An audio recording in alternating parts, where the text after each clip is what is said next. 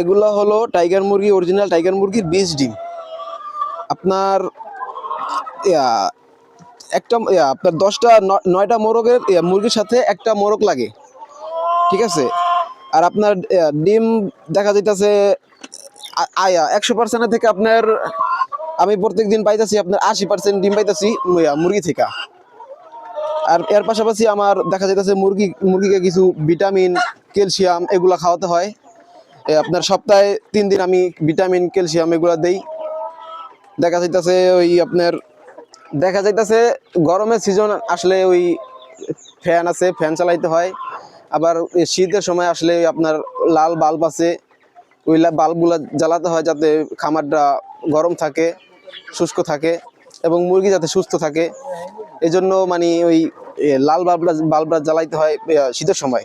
আর গরমের সময় পাখা চালাইতে হয় যাতে মুরগি মানে অতিরিক্ত গরম লাগলে ওই পাখাটা চালাইতে হয় যাতে গরম না লাগে।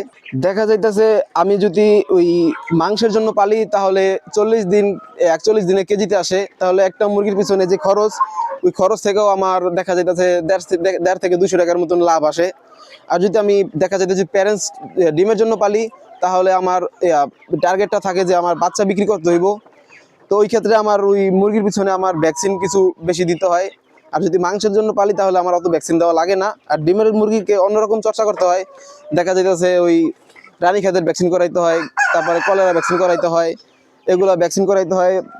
পাশাপাশি আপনার খাবারটা অন্যরকম দিতে হয়। আর মাংসের জন্য পারলে আমার খাবারটা ওরকমভাবে না করলে হয়, কিন্তু ডিমের মুরগির ক্ষেত্রে আমার পরিচর্যাটা অন্যরকম করা লাগে।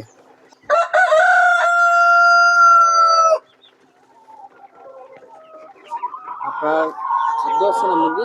হ্যাঁ, খাদ্য আছে। ওইটা রাখেন, বাইরে রাখেন। খাদ্য দিবেন আর বলবেন মানে কত ঘন্টা পর পর খাদ্য দিতে হবে। আচ্ছা ঠিক আছে। পানিটা কি পরিমাণ পানি দিতে হবে, খাদ্য পানি কিভাবে দিতে হবে? আচ্ছা ঠিক আছে।